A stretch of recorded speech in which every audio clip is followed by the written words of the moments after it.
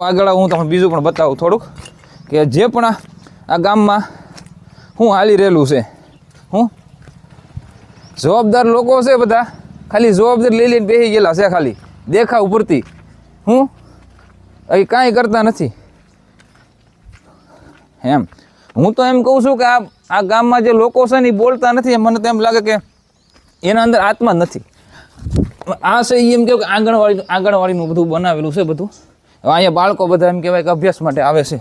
આ તમે જુઓ કઈ રીતનો બધો વિકાસ છે, જુઓ તમે હે આ જો કઈ રીતનો આ વિકાસ છે. આ બાળકો બધા આવે ને અહીંયા માથા પર પડ્યું હોય, કોઈ પણ જીવના જોખમે બાળકો અહીંયા આવે છે અભ્યાસ અહીંયા ભણવા માટે. આ આંગણવાડી છે ગઢોલા ગામની, બરાબર બતાવજો આમ થોડુંક પાછળ જઈને. હું આ બધો વિકાસ છે અહીંનો. હું આ રીતનો બધો વિકાસ છે.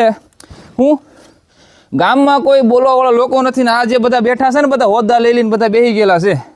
હું આ રીતના આ જો આ બધું આ વિકાસ છે. હા હે તમે જુઓ આ કામ ક્યારે થયેલું એમાં અહીંયા બોર્ડ છે, હું તમને બતાવીશ. આ 5,50,000નું આ કામ થયેલું છે.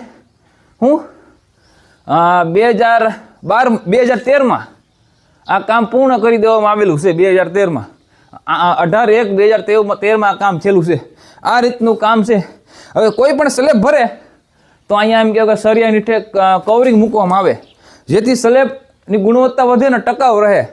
આ સરિયાની ઠેક સરિયા હેઠળ કવર મૂકે. આમાં કવરિંગ પણ ખાઈ ગયેલા છે આ લોકો. આ જે કોન્ટ્રાક્ટરોના બધા છે ને બધા હું કવરિંગ પણ ખાઈ ગયા, કવરિંગ નથી મૂકેલા. જુઓ અહીંયા પ્લાસ્ટર વીખડ્યું તો હરિયા દેખાવા મળ્યા. જોયું તમે?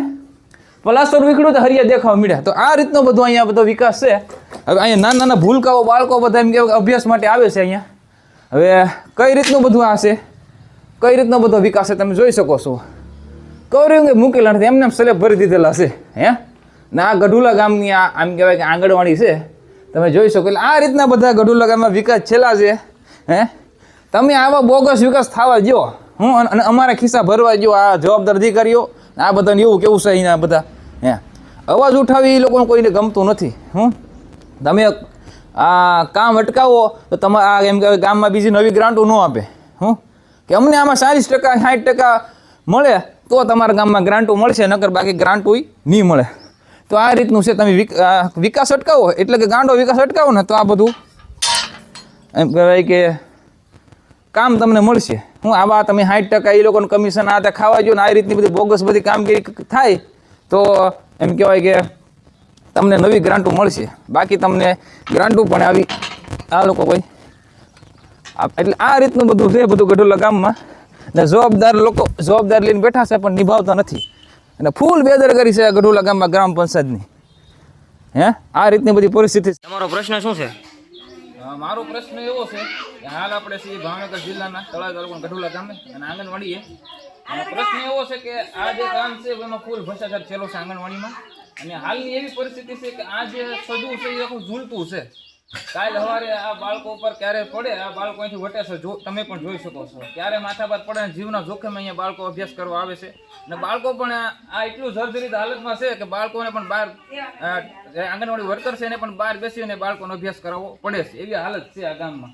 અને કોઈ પણ આ પંચાયત પણ એટલી બેદરકારી વાપરે છે કે નજરે એ લોકોને દેખા છતાં પણ કોઈ પગલાં લેતું નથી. જવાબદાર અધિકારીઓ પોતાના જવાબદારી ભાગે છે અને પંચાયત પણ પોતાના ઓલાથી ભાગે છે.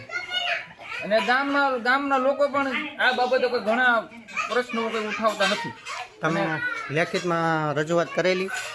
લેખિતમાં નથી કે પણ મૌખિકમાં ગ્રામ પંચાયત અનેક વાર ગ્રામ સભામાં પણ મુદ્દા ઉઠાવેલા છે અને આંગણવાડી બેને પણ મુદ્દા ઉઠાવેલા છે.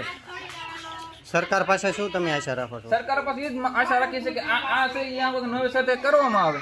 ત્યાં પછી આ તોડી અને બીજું કંઈક સુવિધા કે હમણાં ચોમાસું ચાલુ થવાનું છે અને બાળકોને અંદર અભ્યાસ કરવાનો જતા વખતે કોઈના પર પડ્યું હોય તો એનું જવાબદાર કોણ રહેશે? જવાબદાર હું તો કહું અધિકારીઓ અને ગ્રામ પંચાયત રહેશે.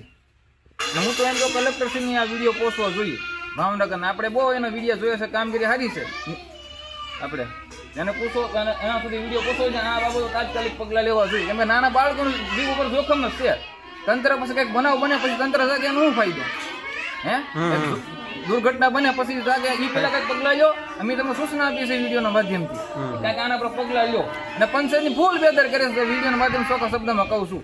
કોઈ જવાબદાર અધિકારી કે આ જે અધિકારી કોઈ આ પગલાં લેતું નથી.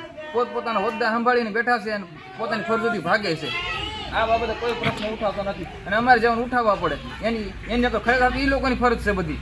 હે અને આ બીજો પણ આ બેનનો કંઈક અહીંયા પાણીનો પ્રશ્ન છે, એ આંગણવાડી વર્કરને તમે પૂછો, એ જણાવશે